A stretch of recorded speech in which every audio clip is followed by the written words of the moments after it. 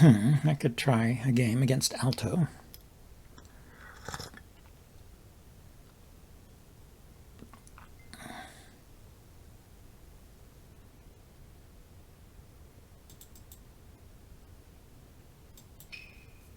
See if he wants to play a game. He accepted. Okay, let's say hello. And then we'll zoom in on the screen and make a first move.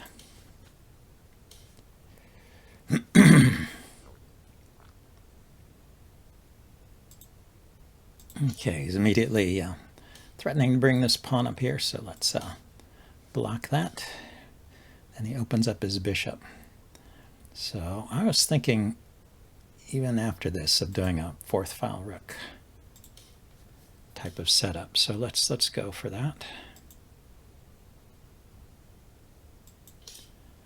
So the diagonal is momentarily closed. He brought his silver up. He's probably going to do some kind of quick attack with the silver.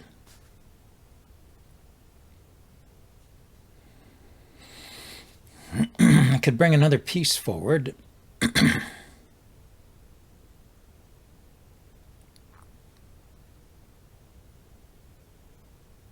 Let's wait and see where his silver goes here. Aha, now he pushes the third file. So the rook could swing over. He hasn't, he lifted his silver all the way up, so his rook can still swing over. Okay, let's go for the typical Mino castle. Yeah, he is. He's going for the third file on the rook. So hoping to open up a line against my king. So I can take, he takes, and I drop. He's not actually hitting anything over here.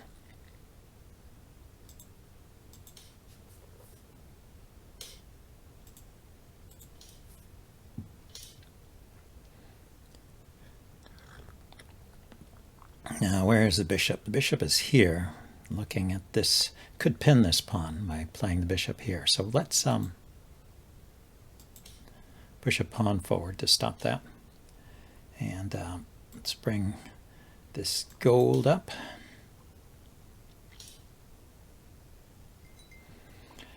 Now, push. Open up a rook file for myself.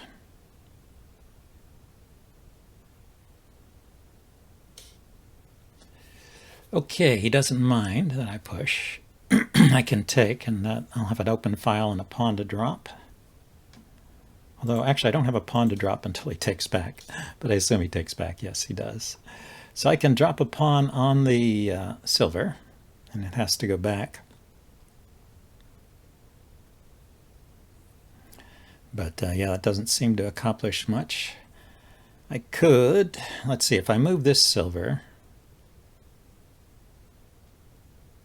Yeah, let's keep bringing the silver forward. My my rook is protecting the bishop. I could move the bishop up here.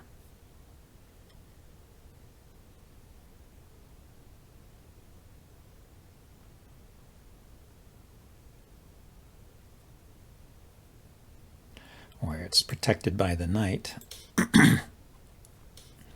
Then, you know, I never, let's go ahead and do that. I never finished the Mino castle there. And I don't know if I want to play this pawn or not, so I'm going to leave that there. He's defending here and stopping me.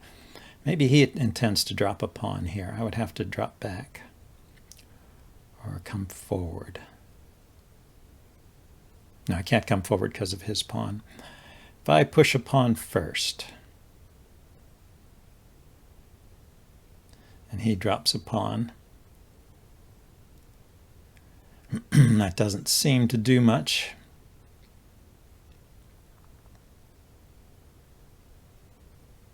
If I drop a pawn first, I could drop a pawn here, right? Knight takes, silver takes, rook takes, and then he drops a pawn and I go back, and we both have some pieces in hand.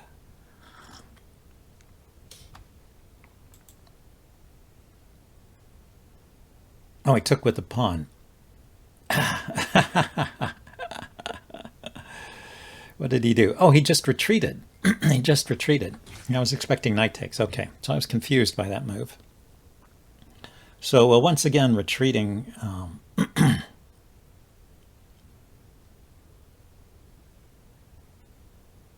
See, I could push this pawn. Takes, I take, and then I have a square for my silver, but he drops a pawn and I run back.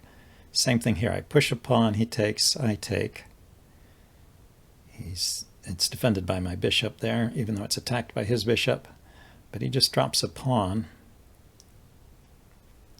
Then I could push a pawn. Let's try this.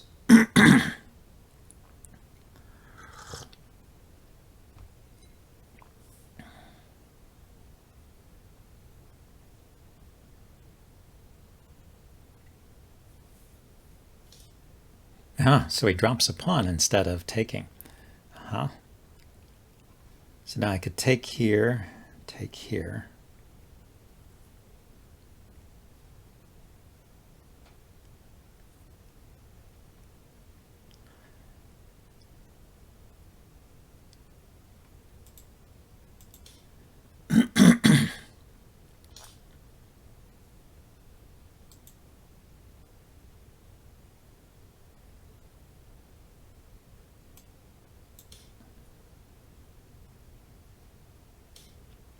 Oh, he drops a pawn there. Okay.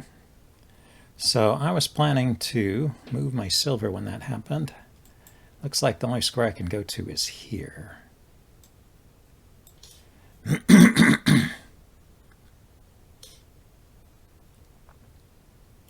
So silver and knight are defending that. If I move my silver up, then he can push this pawn forward. Could trade bishops.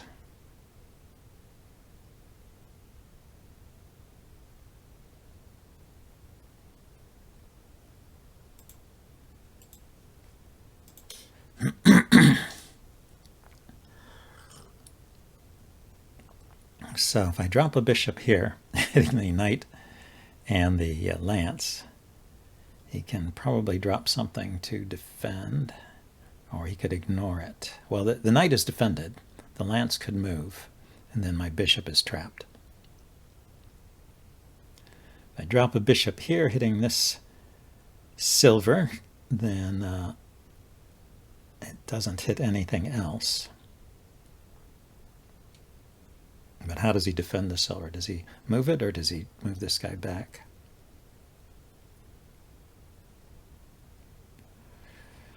Okay, if I drop a silver hitting his rook, the knight's defending this square.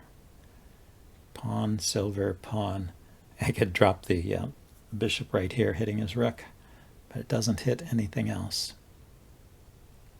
Maybe I keep that in reserve. Where does he have bishop drops? Here, hitting my rook.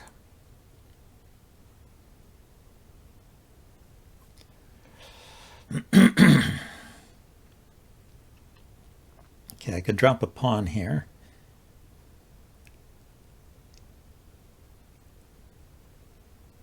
Or now I could just bring my silver up and attack this pawn.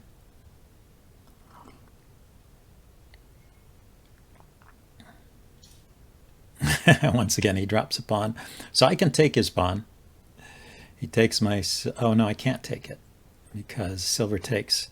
And the silver is defended. Okay, so now I drop my bishop. He takes my silver. I take his silver.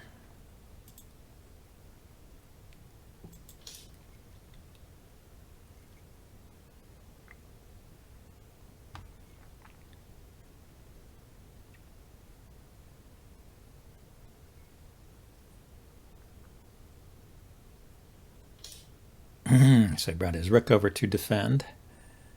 And, okay. So can I come forward instead of going back, attack the silver that way?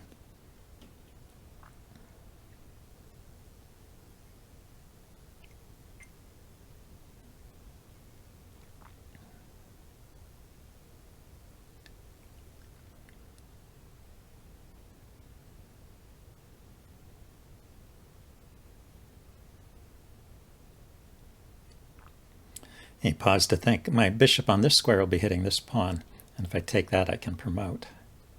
It's also looking into his camp here. There's only one square available that I could promote on, and I might get trapped there, but maybe here is available too. If the, yeah, actually the bishop could be placed right there and promote and then escape. Or escape.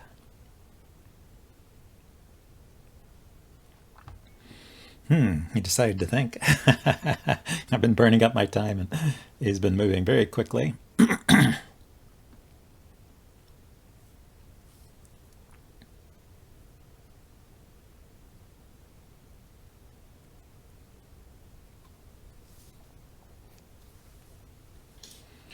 So yeah, he retreated to silver. So now this silver is well defended, but I can trade at least.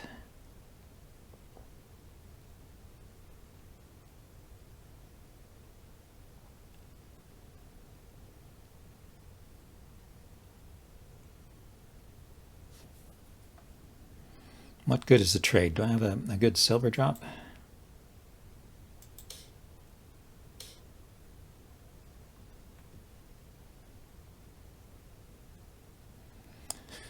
But if I drop the silver here, hitting his rook, and I'll take the silver, or I will take with my bishop. Does that work?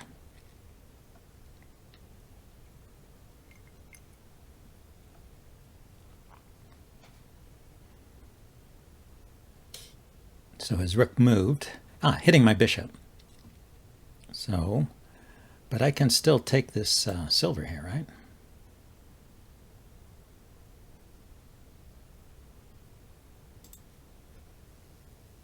Should I promote? You know, I didn't. I should have thought about that. I think I want to stay a silver, actually. The silver is hitting this one. This pawn. Okay, so I could drop a pawn here.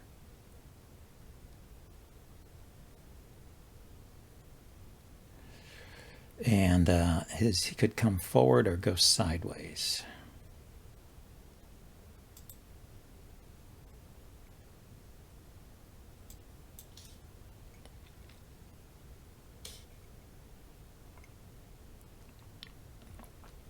Okay, I was thinking maybe I put my silver here. Maybe now I promote. Because then it's attacking the knight at least. And I'm threatening to push this pawn forward.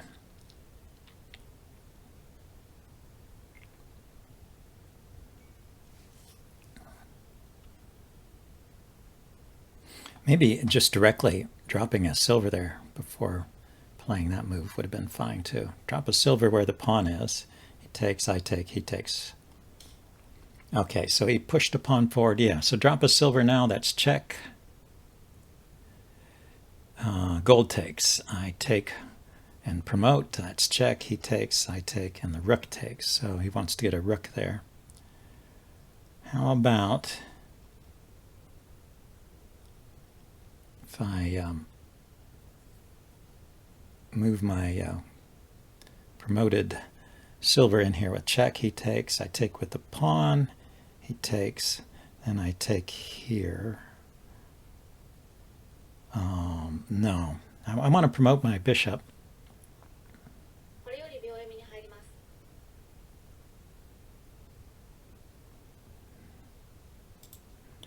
Not really seeing a way to do it. This just seems to clear out a lot of pieces without accomplishing much. Do I have... Oh, I have another gold I could drop here. Gold drop with check.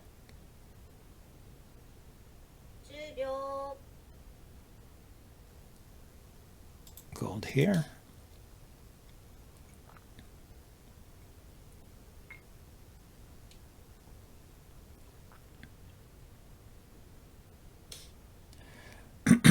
He defends with the silver.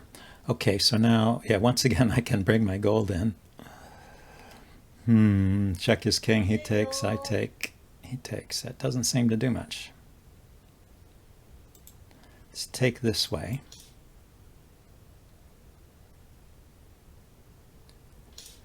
I decided to take with the rook. Okay. Is there some good drops that he has?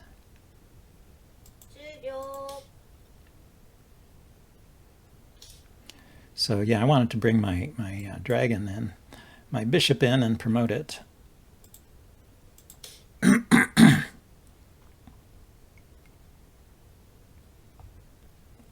Oh, probably a rook drop would have been good there too.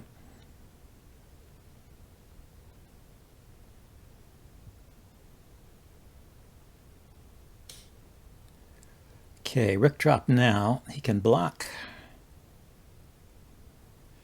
And then I can, yeah, he can't block with the piece that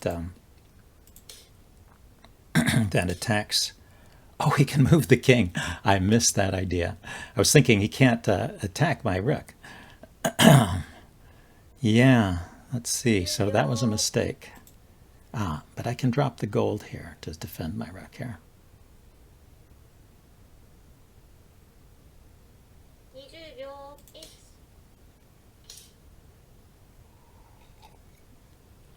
And I can drop the pawn here. Actually, dropping the pawn here is stronger because then my oh no, I need to move my bishop.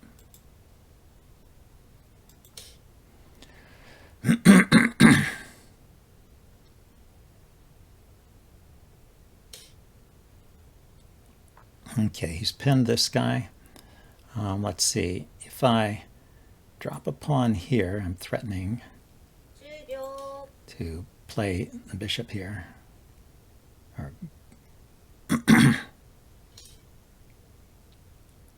okay, horse check. He runs there. Taking the bishop, he takes my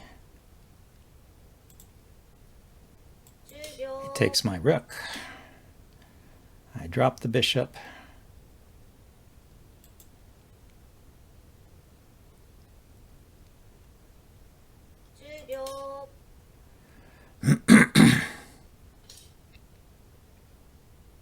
I can take here at least.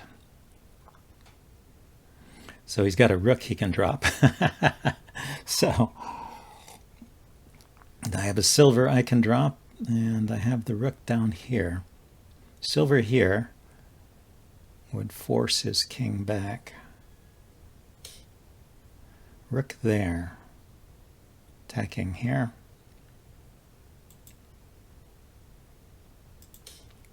Now let's just take a knight and trade rooks and get my rook over on the other side. Yep, so now he's trying to coordinate here, I guess. So where's the rook drop here?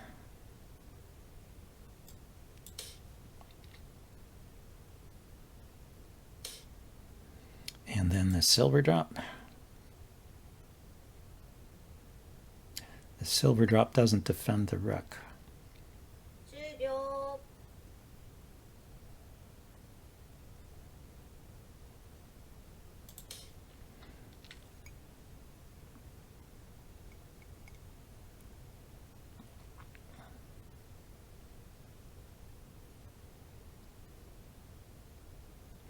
The net is closing in around him. Can I finish him off? I have a knight drop here.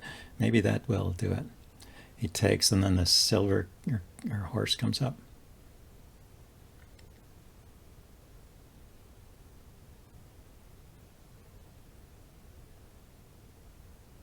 No, I drop the knight, and he takes with the silver, and then I take his silver with my horse. So then I've got a silver in hand I can drop here, and his king has nowhere to run. I won. All right, well, that was a nice game. I will check this out with Elmo. And anyway, let's say thank you for the game. Here, let's zoom out. There we go. And he left immediately, but thanks for the game and have a nice day. Anyway, yeah, I think I had a forced mate there getting to it. Yeah, we'll check this out and see what Elmo has to say here. Let's exit the game and give him a good manner. I have a chance of rank promotion now. Win against someone who has a fixed rating higher than mine, minus 200, and I will be promoted. So what did my ranking go up to? So I was 11Q, Yeah, so I'm up to 899. When you have a good game, and but they don't want to bump you over the threshold, they put you right at 899. So so a good win will get me back to 10Q. But I've been here before, and I always start losing at this point. So hopefully I can keep this up. Anyway, see you guys later. Bye. I wanted to go over a couple of turning points in the game with the help of Elmo here and Shogi Dokuro. It seems like I played a pretty decent game this time. You can see the bars above the line are in my favor. I'm Sente in this game. And somewhere around here, there's a turning point, and then I keep the advantage the rest of the way, even though I don't play the most accurate moves in that part. I was more interested in some of the earlier parts of the game. So let's first of all look at the opening. Now when my opponent, when Gote immediately starts pushing the pawn, I have to choose at this point how to stop the pawn. And there's basically two methods. Let's see, there's the putting the bishop here, which is pretty commonly played, especially with the fourth file rook. And then there's also the method of what I played in this game, which is moving the silver up to stand in this square and stop that pawn from coming any further forward. You know, the thing I've run into in the past with putting the bishop here is that later my opponent can do something like put his bishop back to this square, and then the bishop is on this diagonal after it opens it up, looking at this square. So the bishop and the rook are coordinating on that square, and if I have a bishop here defending it, it's a little bit overpowered. He can go ahead and push that pawn and maybe even exchange bishops there, but at least he can open up the rook file. So I avoided that in this game, and instead I played with the silver,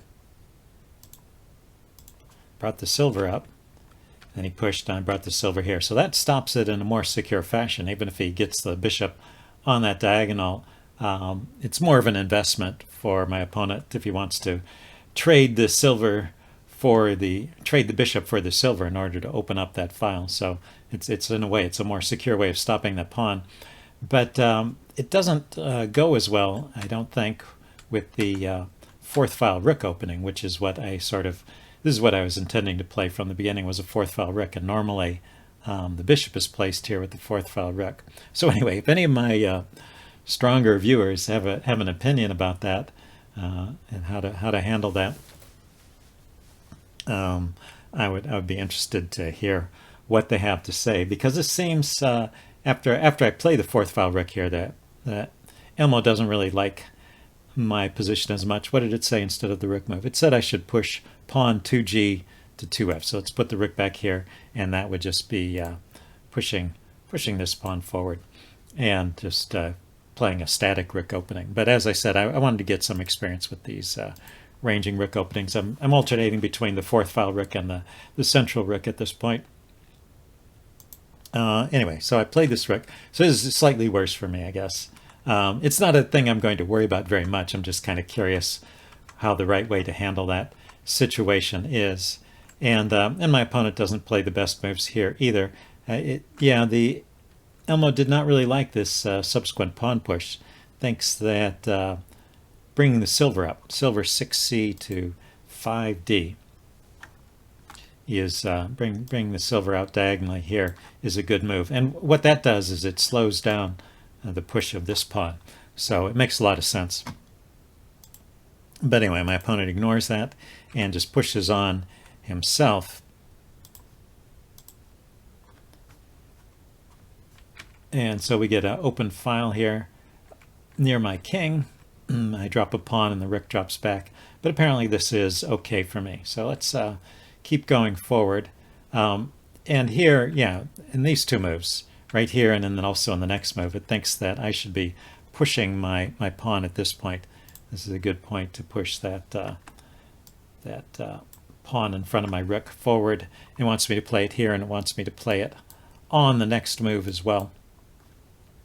Anyway, I didn't. I put it off for a couple moves. That's why the graph is bouncing up and down like that, because I wasn't playing the best moves. But eventually, I do push it, and at this point, the Elmo really starts to like my position quite a bit. So it seems like this is a decent way to play, even if I wasn't doing it in the most accurate order. And now that my opponent has moved his rook away from this file here, I go ahead and move my bishop up. I had moved my silver up earlier and let that space go. Now I move my bishop up where it's securely defended by the knight. And that way I don't have to worry about always keeping my rook in touch with the bishop. That was what I was thinking there. And then here is an interesting opportunity. My opponent played a slow move, and I played kind of a slow move too. I was trying to figure out what to do. And then eventually I decided to drop a pawn. I could have pushed the silver forward right here. So this is a suggestion. So that would be, instead of responding to his pawn move with a pawn move of my own, I just push that silver forward. I wasn't really sure what the idea of this was, but what Elmo wants to do is, after the trades here on 6e, it wants to bring the rook up. The rook captures, and then after my opponent drops a pawn, then the rook moves to the side, and it's hitting a loose pawn over here. So that's an interesting maneuver, not one I would have thought of, and even now I'm not sure if I would go that. It always seems a bit risky to me to be bringing your rook out early and have it get chased around, but it seems to like that. So interesting way to play. But what I did was okay. At least it just wasn't the most, it wasn't the strongest move, but it's not giving away much of my advantage. So we go on here, I start to give away some of my advantage. Yeah, here is kind of a silly mistake. I retreated my my silver here when he dropped a pawn. I could have just taken, and he takes back, and I take with the rook. And well, Elmo, as I said already, likes to get that rook up and on that square, and then bring it over to the fourth file. Bring it from 6e over to 4e. You know what? I was thinking this pawn here, which is actually my pawn that I had dropped, was somehow going to be defending that silver after it came to this square. So it was just a little misunderstanding there. So I retreated unnecessarily. And then here was another move. Let's see, bringing my silver forward. Instead of that, here, yeah, the bishop trade has happened at this point. And at this point, instead of bringing my silver forward, it wants me to drop my bishop at 3f. And actually, that was a square I was thinking of dropping my bishop there too.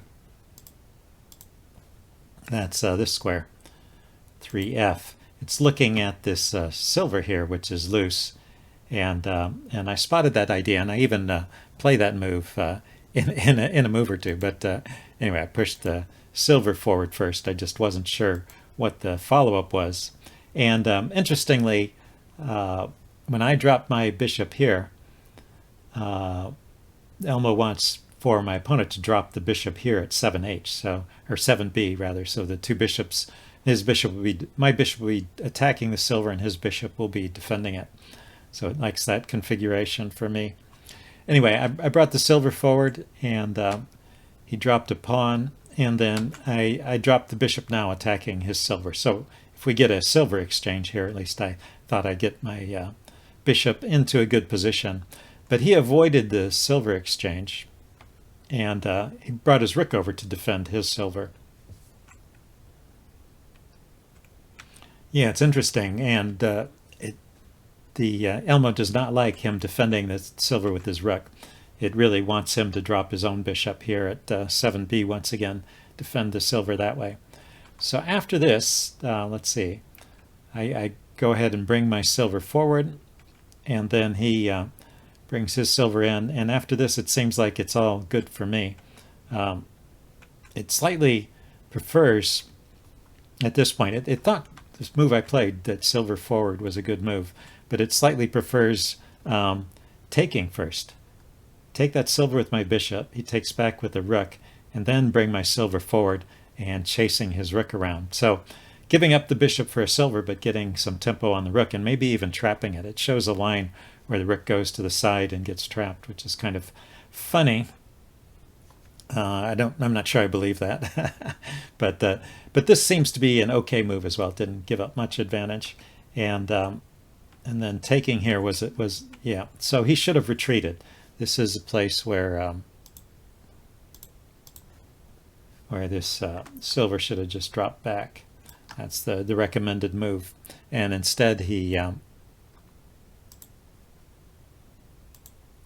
played his silver forward, or no, he played the other silver back to defend this one, but it's not an adequate defense, or maybe it is an okay defense, but this exchange worked out well for me. I guess because of this silver drop here. Let's see, was there something better? Even better than the silver drop was a pawn drop to 5c. Okay, that's interesting too. Pawn drop to 5c followed by silver drop to 6d. Yeah, it wants me to drop my silver to 6d where it'd fork the rook and this this knight here, I guess. Anyway, this seems to be an okay move, and it's kind of like that for the rest of the game. I don't always play the best move, but at this point I have a winning advantage, and I managed to keep it all the way through. I just wanted to show one more point where we got very near the end. I actually had a mate, a 5-move mate, or a mate in 3, as we would say in chess. It was right here. I was low on time, and I ended up just dropping a silver to defend my rook, kind of holding the status quo, although I don't have a silver in hand anymore. And then I thought maybe I would drop my knight here with a check, and if he took it, then I would take back with my horse, and I would have a silver in hand. I thought it'd be pretty good. Apparently there's no mate on the horizon at this point, but if instead of dropping my silver there, if I had taken the knight with my horse, what I didn't notice was that that would actually defend the rook, and the horse and the rook right in front of the king are a very potent combination. He doesn't have a good move there, and on my next move I still have a silver in hand. On my next move I'm going to drop a silver here, and after he trades it off I'll take back with the horse or the rook, and that will be mate. So that's the forced mate in this position. It's interesting that it starts with a move that's not check, so it's a forced mate, and there's just nothing that Gote can do about it at that point.